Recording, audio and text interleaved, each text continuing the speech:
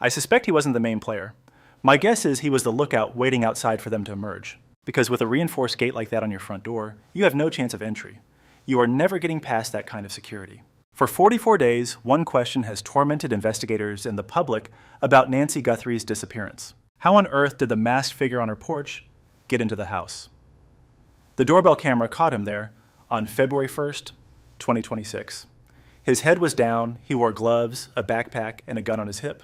We've reviewed that clip hundreds of times, examining every gesture, every single second he lingered there. We're trying to figure out how he entered an 84-year-old woman's home at night without making a sound, without alerting anyone, and without leaving the signature damage of a break-in. We've gone over every theory. Did he pick the lock? Did he have a key? Did he find an open window? Or did Nancy, who couldn't hear without her aides, remain oblivious to the intrusion? But it turns out we were asking the wrong thing. Because a specific detail about Nancy Guthrie's front door reframes everything we thought we knew about that night. It was right there in the video the entire time. It's plain to see in every picture of her house noted in the public record and known by all who live in similar southwestern homes, yet it was overlooked until now. Nancy Guthrie's front door had a full security gate. Not simply a video doorbell, not a wooden door with a lock, but a heavy metal gate. It was wrought iron mesh with a steel frame, the type that is basically impenetrable without power tools. You can't get through it without making a racket or leaving behind obvious damage that police would have seen immediately. And a neighbor 4 houses down who has the very same style of gate on her house has stated her opinion. She believes there is absolutely no way the man on that porch was trying to force his way in because it was impossible. Not in 41 minutes and not without tools we can see he didn't have. He couldn't do it without waking everyone, which suggests someone on the inside let him in. This is the crucial break in the Nancy Guthrie case, and it changes the entire narrative. Before continuing, let's be very specific about what is being examined here and what is not. This video lays out a theory from a neighbor who has firsthand knowledge of security systems in the Catalina foothills. Her theory is bolstered by public evidence and analysis from former FBI agents on the case. It is not an accusation aimed at anyone. No charges have been filed and no arrests have been made. The Guthrie family has been totally and officially cleared. What this video does is pose a question that the physical evidence itself is screaming for us to ask. If forced entry through the front was made impossible by the gate, then how did he get in? And the conclusion that seasoned investigators, security specialists, and neighbors who know these systems all reach is the same: someone had to let him in. Now we'll look at why. Nancy Guthrie, age 84, went missing from her home in Tucson, Arizona's Catalina foothills during the early hours of February 1st, 2026. She was a Tucson resident for over 50 years. She raised 3 children alone after her husband Charles passed in 1988 at age 49 while on a mining trip in Mexico. She went to the same church service every week. Her neighbors knew her well. She was independent and lived alone by choice. Her home was valued near $1 million on a secluded street with large desert landscape lots. The property had saguaro cacti and the kind of solitude that wealthy retirees in the area seek. Her mobility was poor. She could not walk 50 yards without assistance. A chronic heart condition meant she needed medication every day, once in the morning and once at night. Both doses were absolutely vital. She had a pacemaker inside her chest that used Bluetooth to send real-time heart rhythm data to an iPhone app. She wore strong hearing aids all day, taking them out each night before sleeping. She placed them on her nightstand next to her phone, and without them, she was profoundly deaf. She would hear no voices, no motion, no feet in the hall outside her room. Her weight was around 150 pounds. On the night of January 31st, 2026, she took an Uber to her daughter Annie's house for dinner and games. Her arrival time was about 5:32 p.m. for a perfectly normal evening. There was dinner, games, and casual talk. It was just the sort of Saturday a family has when they are close and appreciate that time. At about 9:50 p.m., Nancy was driven home. Her garage door went up and then down again. She was inside, and she was safe with everything she needed. Her pills were on the counter, her aids and phone by the bed. Her life was just as she had left it.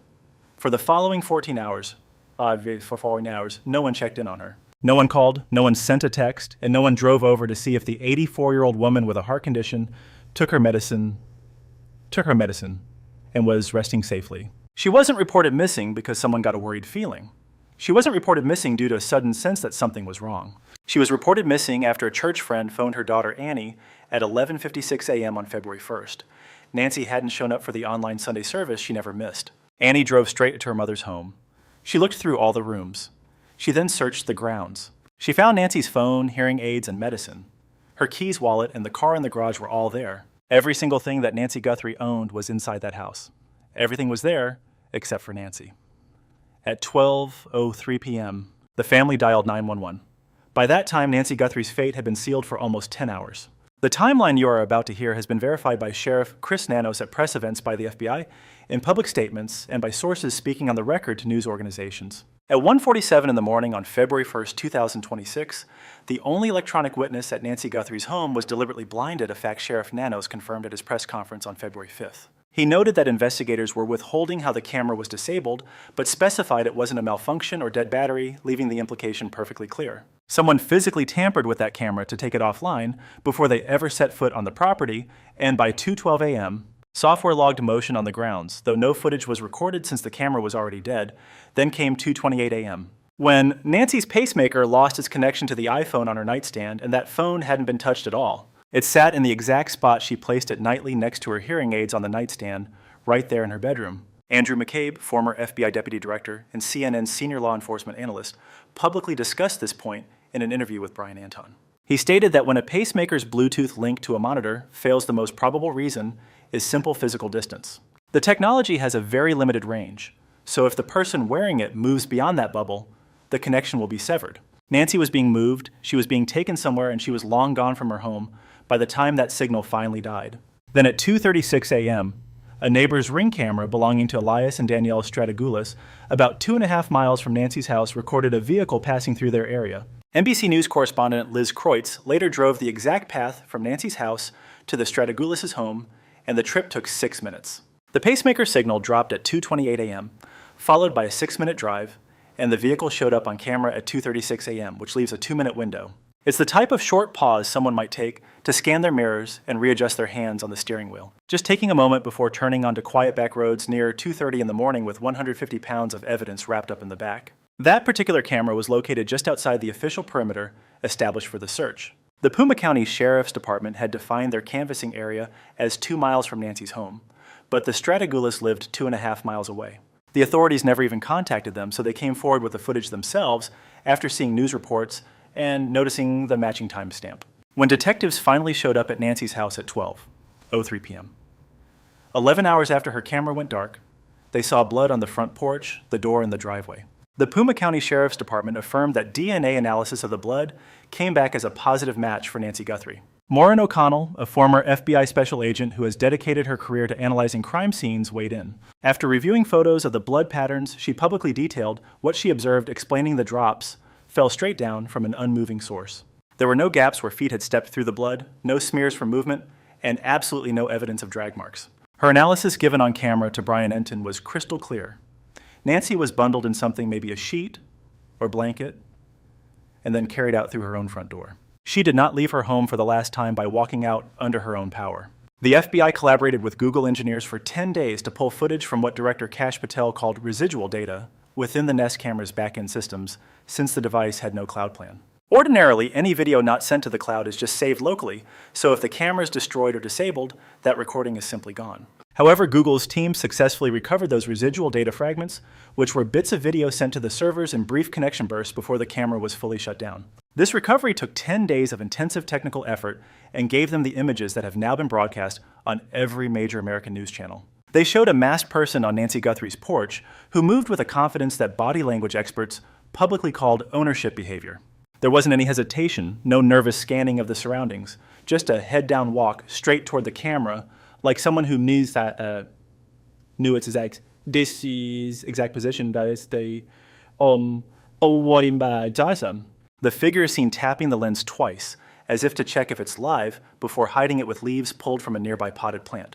Based on that footage, the FBI described the suspect as a male, around 5'9" to 5'10" in height, with an average frame, wearing a full face, covering dark clothes and black nitrile gloves. He had a 25-liter Ozark Trail backpack, which is sold only at Walmart, and a gun holster fastened to his right hip. Forensic image experts also noted a possible tattoo on his right wrist that was partially visible despite the glove. And most importantly, a detail that sources at ABC News, CBS News, CNN, and Fox News all confirmed independently. One of the retrieved images showed the suspect without the backpack and was recorded on a completely different day than the footage showing him with it. It was a previous trip, a reconnaissance mission, where he came to survey the area and confirm his plan could actually work. He left and then he returned, and that earlier visit provides the essential context for understanding the evidence found at the security gate.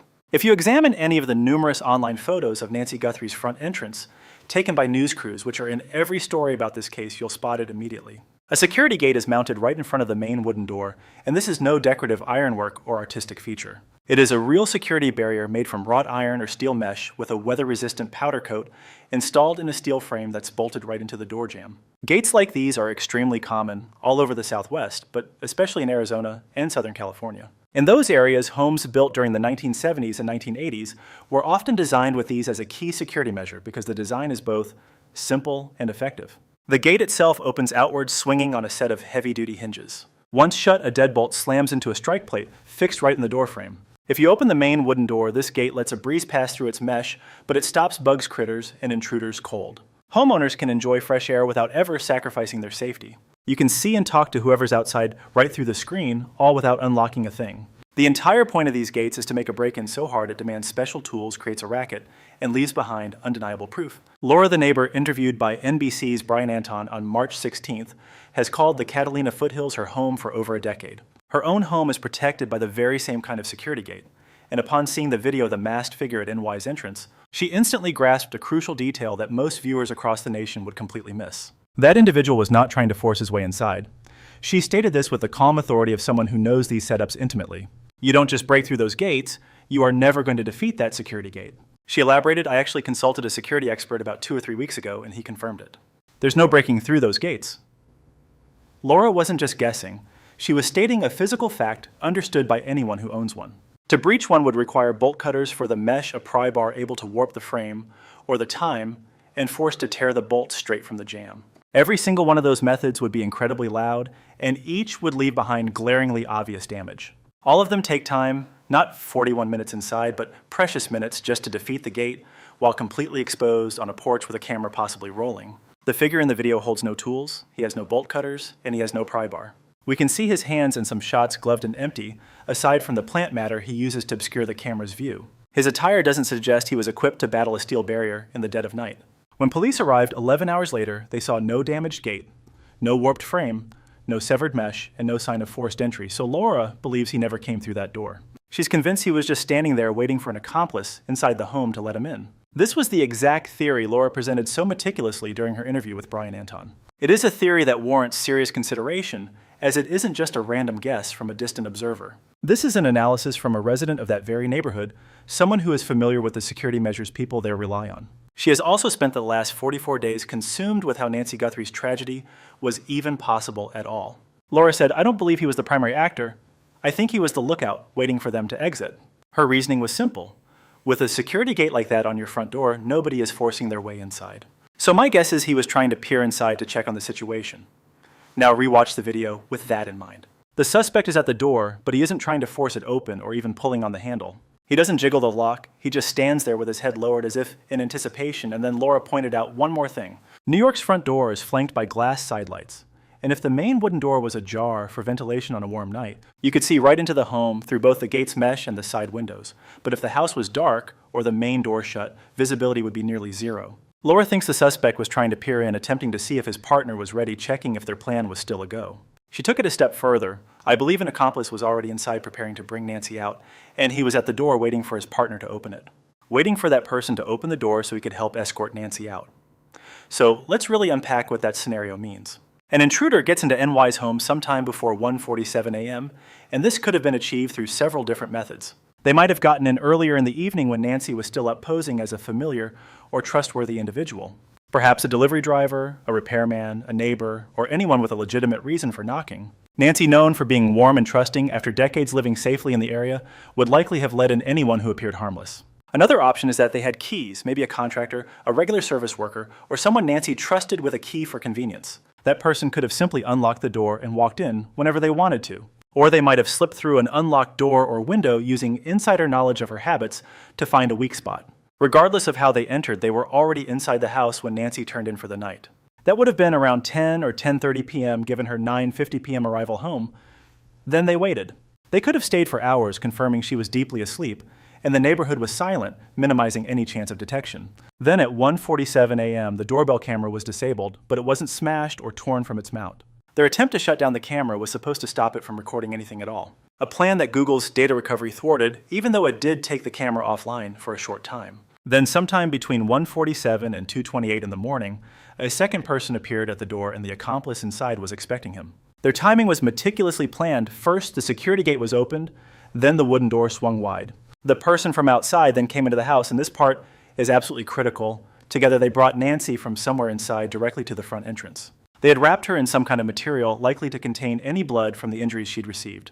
They carried her from the house, placed her into a car, and then drove off caught by a neighbor's camera 2.5 minutes later at 2:36 a.m. This is not some baseless theory. This scenario is built piece by piece from physical evidence, and a confirmed timeline. The security gate itself was completely untouched. The wooden door showed zero signs of a break-in. That 41-minute gap between the camera going dead and the pacemaker signal vanishing suggests deliberate, careful action within the home. This was not the chaotic frenzy of a lone burglar trying to subdue a victim, grab valuables, and then bolt before getting caught.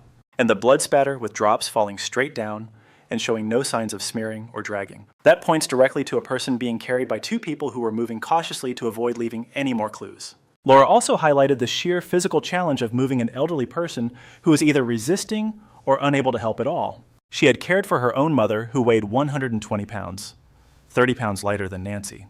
And Laura explained that even helping her mother climb just 3 or 4 stairs was incredibly difficult, even with her mother trying to cooperate. It was a struggle in broad daylight with no pressure or need for stealth. Imagine one person carrying the 150-pound Nancy Guthrie. A woman with limited mobility who might have been fighting back or completely unconscious out of a home and down porch stairs. And then across a driveway into a vehicle without a single slip, without making a sound, and without leaving a trace of drag marks or prints everywhere. It would have been an almost impossible task for 2 people working in concert. However, it becomes entirely plausible. And if one of those people was already in the house able to freely operate the security gate, the footage of the front door is no longer about a break-in. It becomes about the flawless coordination between 2 people executing a rehearsed operation. The man on that porch was not trying to force his way inside, he was simply waiting to be let in. There are 5 specific pieces of evidence that support this theory of an insider working with an outside accomplice. Each point is significant on its own, but viewed together they reveal a pattern that is almost impossible to explain otherwise. First, there was the reconnaissance visit. Sources confirmed this independently to 4 different major news outlets: ABC News, CBS News, CNN, and Fox News, CNN. They confirmed that one image recovered from the doorbell cam showing the suspect without a backpack was taken on a different day than the footage from the night Nancy went missing. This earlier visit wasn't about the abduction itself or disabling the camera that evening. That trip was for scouting the location for approaching the door in the daytime, when his presence would seem far less suspicious and he could survey the property. It was about seeing the camera's position, understanding the home's layout, and confirming that what he'd been told by an insider was actually correct. If the suspect had inside help, someone who could tell him about the gate, the camera, and Nancy's routine, a scouting visit would be essential. That personal visit still makes total sense because actually seeing a location is worlds apart from just hearing a description of it. To walk up to that door, to examine that gate, to figure out exactly how it opens and where an accomplice would have to stand to unlock it from the inside. That is crucial information you simply cannot get. Secondhand, the recon visit proves this suspect was not acting on a whim. He was methodically planning, and if he had an inside source, that visit was the final confirmation before they put their plan into action. Second, while the camera was disabled from the outside, it required inside knowledge to truly take advantage of the situation. The doorbell camera stopped transmitting at 1:47 a.m. The FBI and Google worked for 10 days to pull footage from their back-end systems because the suspect thought he'd erased it for good. He was wrong. Their engineers located residual data sent to the servers before the device shut down completely, but the effort to disable it shows a certain expertise. Nancy's Nest camera did not have a cloud subscription service. That is a very specific detail that would be impossible to know from just looking. Her camera looks like any other. There is nothing on the house that advertises the fact that this specific camera does not upload video to a remote server. Someone had to possess that information, someone who had been in the house, someone who had observed the system firsthand. Someone who knew that breaking the physical device might prevent any local recording, even if it failed to stop the back-end data recovery. If the suspect had an accomplice, that person could have shared that critical detail, leading the suspect to believe quite mistakenly. But based on what he was told, that by disabling the camera at 1:47 a.m., he would erase all video proof of what happened next third, there was no sign of a break-in. Investigators have reported absolutely no damage to the security gate.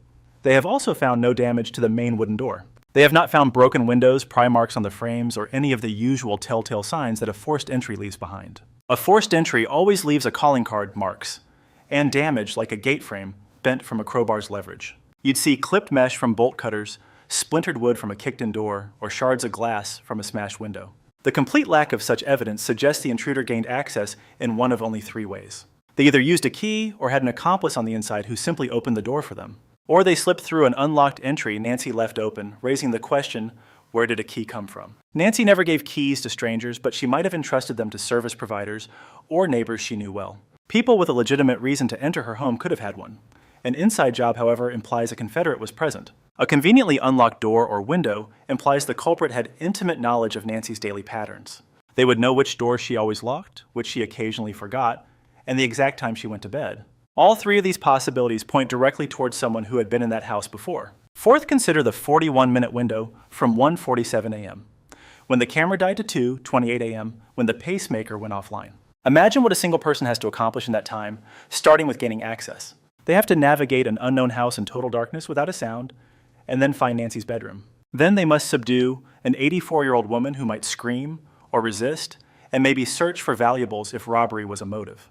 They must find something to wrap her body in, then carry her from the bedroom all the way to the front door. Then they have to get her outside down the porch steps, across the entire driveway, into a car, and escape. 41 minutes is an eternity to linger at a violent crime scene where every single moment adds to the risk. The risk that Nancy awakens and cries out that a neighbor overhears something, or that a passing car spots your vehicle. You risk dropping something crucial, leaving a trace, or making one mistake that becomes the key piece of evidence identifying you. Most perpetrators want to be in and out as quickly as possible. 41 minutes suggests something else, especially if 2 people work together. Consider one person already inside with the second entering after the camera was cut off. That 41 minutes suddenly becomes enough time to move methodically, coordinate, and secure Nancy without leaving more blood. There's time to wrap her correctly to contain any bleeding and carry her out without losing their grip. They could place her in the vehicle unseen and wipe down any surfaces even if they were wearing gloves. They could take a final moment to ensure nothing was left. A coordinated team can afford to be careful. A person acting alone would be in a frantic rush, which leads to the 5th point, the blood evidence. Former FBI Special Agent Maureen Unell, a veteran with decades of crime scene analysis experience, reviewed the evidence. She studied the photographs of blood on the porch and described what she saw with forensic precision droplets falling straight down. There were no smudges, no drag marks, and no voids from footprints, a pattern highly consistent with a person being carried. But moving a 150-pound person who is wrapped up and possibly fighting back is no simple task. Laura, who cared for her own elderly mother, mentioned how hard it was to help a lighter, cooperative woman upstairs. Nancy was heavier, and her mobility was limited even when she was trying to help. If she were unconscious or struggling, it would require significant strength and coordination to move her. For one person to carry Nancy from inside the house and out through the front door would be a real struggle. Getting down the porch steps shown in photos and into a car would be extremely difficult, though maybe not impossible. And that level of difficulty creates enormous risk of dropping her, of making noise, or of leaving more blood. For 2 people working as a team, the task becomes entirely manageable with one at her shoulders and one at her legs. Both can see where they're going, and both can adjust if her weight suddenly shifts or becomes unbalanced. The blood spatter doesn't prove 2 people were involved, but it is certainly consistent with that scenario. When you combine that with the security gate, the long timeline, and the absence of a forced entry, and add the insider knowledge needed to disable the camera, the 2-person theory stops being mere speculation and becomes the best fit. Then the FBI asked Laura a stunning question no one had heard before. Do you have footage from January 24th, 2026? That date had never been publicly connected to this case, but investigators are now pursuing it with incredible intensity. Laura told Brian Anton that when federal agents came to her home on Friday, March 14th, just 2 days prior to her interview airing, they asked her to examine her camera footage for that exact date. A chilling pattern emerged from the video feeds they reviewed together. Saturdays were the key. They meticulously scanned the recordings for anything unusual. And January 24th, a mere 8 days prior to Nancy's disappearance, fell on a Saturday. January 11th, a date authorities had already marked and questioned locals about, was also a Saturday. February 1st, the very day Nancy was abducted, was a Saturday too. 3 Saturdays, 3 dates that investigators now saw as intrinsically linked. This suggested a culprit who held a weekday job, a person whose schedule prevented any scouting or surveillance during business hours. The weekend offered the perfect cover to visit the Catalina foothills unnoticed, with no need for an alibi for being away from his employment. It avoided any red flags from a boss or colleagues who might later recall his absence, odd behavior, or peculiar inquiries. The timeline that authorities were piecing together looked like this. The perpetrator first visited the area on January 11th. That may be when the scouting video without the bag was recorded. He approached NY's entrance and stared directly into the camera. He surveyed the security gate, verifying details from his inside source, and returned on January 24th, though his actions that day remain a mystery. Nothing alarming appeared on Laura's cameras besides animals on her land, but other residents might have recordings. Another device could have filmed a vehicle. It might have captured a person or an event that seemed harmless then, but now holds a sinister significance, given what followed a week later. Then he returned on February 1st equipped with a backpack, gloves, and a full-blown plan, 3 visits, 3 Saturdays, 3 chances to perfect his methods and confirm his target's vulnerability. This was no spontaneous act of crime. This wasn't some random person who spotted an open garage and impulsively decided to strike. This was methodical and calculated the work of someone who put in weeks, if not more time preparing. All that preparation was for the night of February 1st, and if he dedicated that much effort, there was a reason. He did it because the prize was valuable enough, because he was assured the mission was feasible, and because an insider had armed him with information that made the risk acceptable. Another element from Laura's statement stands out, hinting at the assailant's incredibly advanced skill level. The federal agents questioned Laura about her internet service on the evening of February 1st, which is not a question posed without cause. It's a line of inquiry pursued when they suspect a deliberate disruption of local connectivity was part of the tactical scheme. If the culprit or an accomplice severed the neighborhood's internet before 1:47 a.m., it would solve several mysteries that have baffled everyone from the start. It clarifies why NY's mobile phone left on her bedside table failed to send out any trackable location signals after her abduction. Contemporary smartphones are always in contact with cell towers and wireless networks, continuously reporting their whereabouts in real time.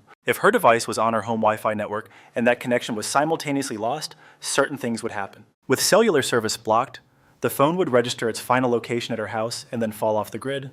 No pings, no updates, leaving no digital breadcrumbs. This also explains the lack of helpful video from nearby security cameras showing traffic during that crucial time frame. A lot of home security setups, especially those popular in the Catalina foothills, depend on an internet link to save recordings to the cloud. If the connection was out while the perpetrator was in the vicinity, the cameras would save to local memory, but couldn't send data to remote servers. And if the attacker managed to avoid passing directly in the camera's line of sight, that was another major issue. Or if the devices were aimed at driveways instead of the main roads, no useful evidence would exist. This explains the failure of the Nest doorbell at NY's home to transfer its video to Google's cloud servers instantly. It took federal agents and Google's experts 10 days to pull leftover data from server systems as the camera was offline during the key moments. With no internet, the camera was useless for transmission, pointing to a technical expertise that significantly shrinks the list of potential culprits. Taking down internet service in a residential zone can be accomplished a few ways.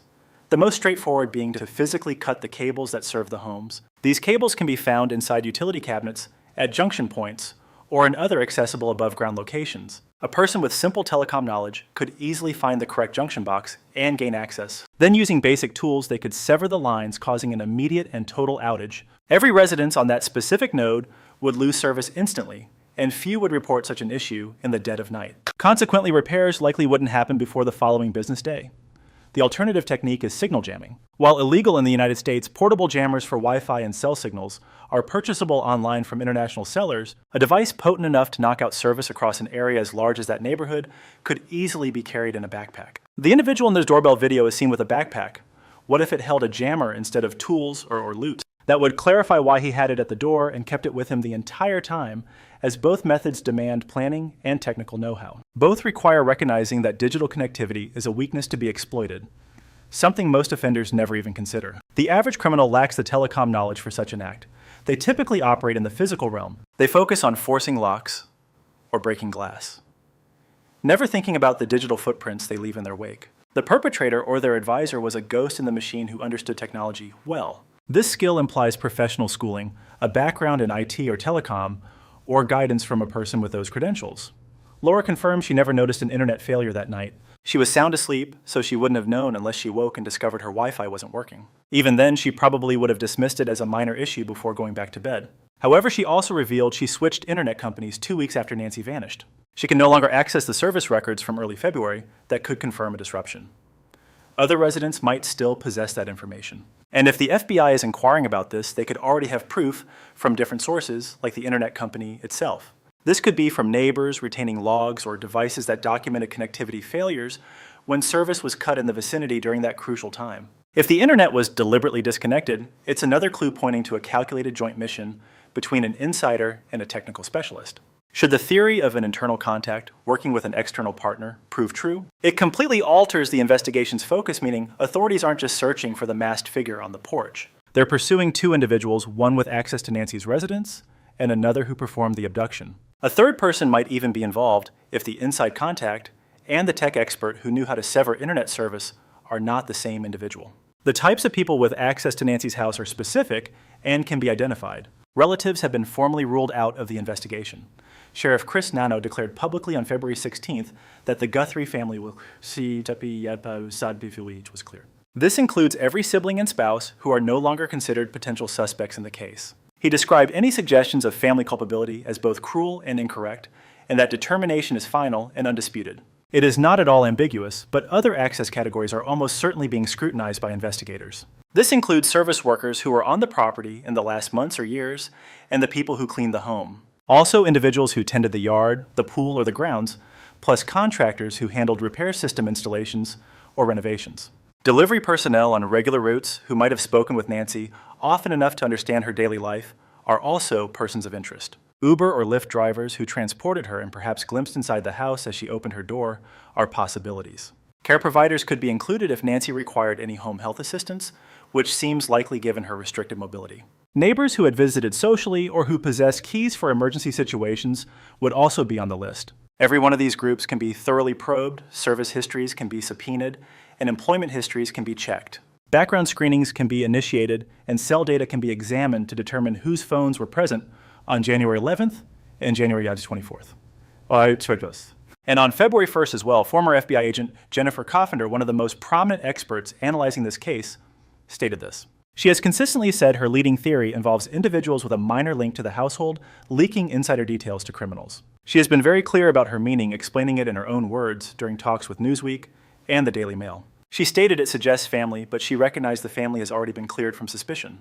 It might be someone she employed like a pool technician, a housekeeper, or a maintenance person, but definitely an individual who was near to her. Coffender doubts the informant necessarily wanted this information used to bring harm to Nancy. She proposed that while performing their duties and asking routine questions, and while speaking with an elderly lady who was reportedly friendly and trusting, they might have pieced together a profile of Nancy's vulnerability without realizing how that knowledge could be exploited.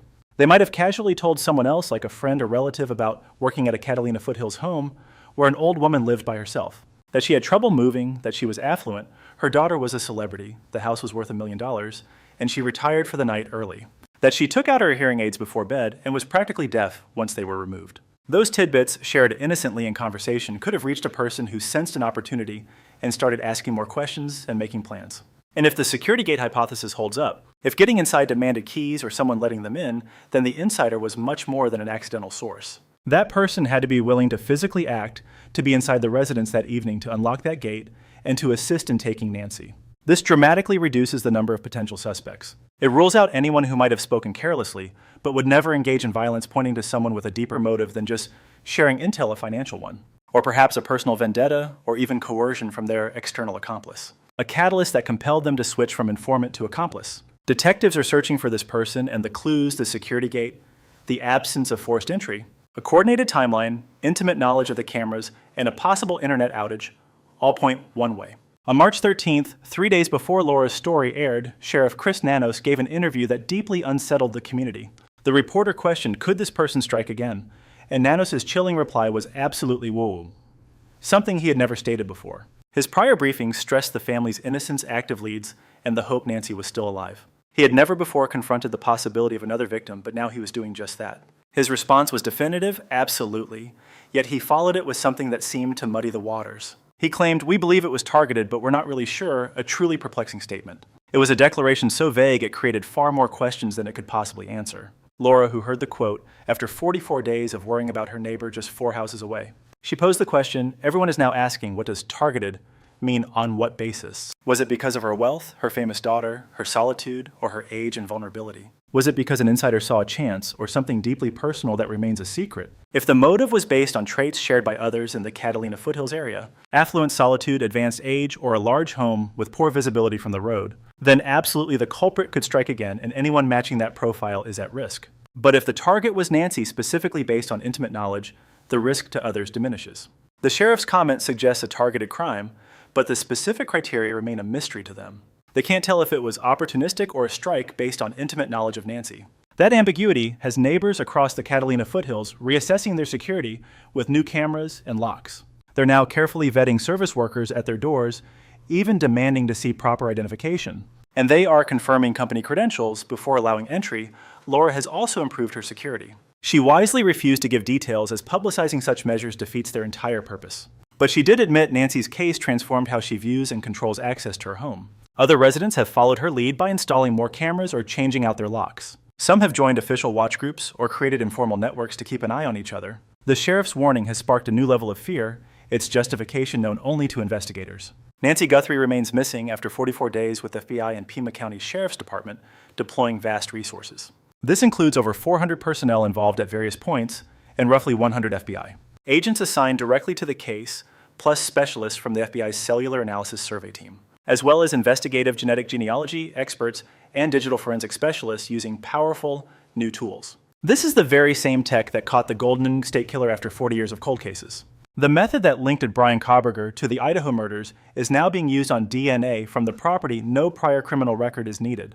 The suspect doesn't need a record, just a distant relative, like a second or third cousin, who used a DNA service like 23andMe and is in a public genealogy database. Just one partial match can create a family tree that ultimately leads investigators to a name. The FBI's Cell Analysis Unit is now mapping all device activity on several crucial dates. February 1st, January 24th, and January 11th are key plus other undisclosed dates used to build a pattern. They seek phones present on multiple Saturdays, phones used for reconnaissance, and phones there on the fateful night. They're trying to find a phone whose location data perfectly matches the timeline of the crime. If the data identifies a phone owned by someone connected to existing theories like a former contractor, or someone with home access or the skill to disable the internet, the case is nearly solved. The victim's router logs are now being combed for the digital breadcrumbs known as probe requests. These are the constant automatic signals phones send out while searching for known Wi-Fi networks. Any device near the victim's router that night might have left a digital ghost, a breadcrumb trail just waiting to be found. Digital clues are faster than DNA yielding answers in mere hours or days, and right now the FBI has her router. If a rogue phone pinged that network while inside her home, investigators are going to find its signal. That Walmart backpack from the doorbell camera is being tracked through sales data thanks to their highly advanced inventory systems. Officials can pinpoint every single store that stocked that 25-liter Ozark Trail model leading up to February 1st. Each sale of that item is retrievable, and if paid by card instead of cash, a name is linked directly to that transaction. Experts have examined the holster on the suspect's hip, identifying it as a strategy brand for a revolver. Detectives are now combing through recent purchase logs at gun shops all across Tucson. Agents showed up at one shop with around 18 to 24 photos, asking if anyone pictured had bought a weapon recently. That specific shop came up empty, but the search continues through countless other stores and their sales records. Massive billboards with her face and the $1.2 million reward are now posted far beyond Arizona's borders. Tips about potential sightings are flowing in from Texas, Southern California, Nevada, and even more distant places. It's a national search because her location remains a mystery, but every lead shows the investigation is making progress. The science is making progress. The evidence is under review, and the gate theory is building a profile of a trusted insider. For 50 years, that Catalina Foothills house was Nancy Guthrie's world, where she raised 3 children alone after losing her husband. She was a fixture in the community, knowing every neighbor and attending church each Sunday in a place built on mutual trust. It was the kind of neighborhood where a knock at dinner time was met with an open door, not suspicion or fear. Then someone weaponized that trust to gain entry into her house past a security gate that was always visible in every single photo. That gate was there when the crime scene was processed and in all the news reports, but its true meaning wasn't yet clear. Its purpose was to be nearly impossible to force open quietly, requiring tools, time, and a whole lot of noise. The public didn't grasp its importance until now, revealing the man on the porch was never actually breaking his way in. He was simply waiting for someone inside to unlock that heavy gate, and that accomplice is still out there somewhere. A $1.2 million reward is on the table for the tip that finds them and brings Nancy home safely. Yet that gate confirms a chilling fact investigators suspected from day one and are now pursuing with every available resource. Nancy Guthrie was not taken by a stranger who forced his way in. She was taken by someone she trusted enough to let inside. The net is tightening as the evidence speaks for itself, the timelines are fixed, and DNA results are pending. Cell phone data is being mapped. Digital trails are being followed, and somewhere within the known facts lies the answer. It lies between the bloodstains, the unlocked security gate, and the chilling silence that followed. And within that 41-minute gap between the camera dying and the pacemaker failing, there is a killer's name. If you know anything about Nancy Guthrie's case, Call the FBI at 1-800-CALL FBI immediately. $1 million is from her family, $100,000 from the FBI, and more comes from other sources. Did you work at her property, make deliveries to her house, or provide services anywhere in the Catalina Foothills neighborhood? Did you notice anything odd on the weekends of January 11th, January 24th, or that final night on February 1st? No detail is too small, and even if you think it's nothing, please make the call to the official tip line. Do you know someone who mentioned a wealthy older woman living alone in that area, perhaps with an unusual interest? Did you sell a 25-liter Ozark Trail backpack in Tucson around December 2025 or January 2026? For ongoing updates on this developing case, be sure to subscribe to Crime Uncovered right now. Hit the notification bell for verified updates, and please leave a comment about the security gate down below. This single detail completely reframes our entire understanding of what truly happened on that fateful night. Nancy deserves to be brought home. Her family deserves the truth, and the accomplice who opened that gate holds all of the answers. Model. From the story above, one powerful lesson emerges. True strength is not found in power status or outward success, but in compassion, resilience, and the courage to choose what is right, even when it is difficult. In life, we often face moments that test our character. It is easy to follow the crowd, to remain silent, or to act out of fear. However, the story reminds us that even small acts of kindness and integrity can create meaningful change. One decision, one voice, or one brave action can inspire others and shift the course of a situation. Equally important is the idea of perseverance. Challenges and setbacks are not signs of failure, they are opportunities to grow. When we learn to stand back up, to reflect, and to keep moving forward, we build inner strength that no obstacle can take away. Finally, the story encourages us to value human connection. Empathy, truly understanding and caring for others, has the power to heal, unite, and transform lives. In a world that often feels rushed and disconnected, choosing kindness, courage, and perseverance is not just admirable, it is essential.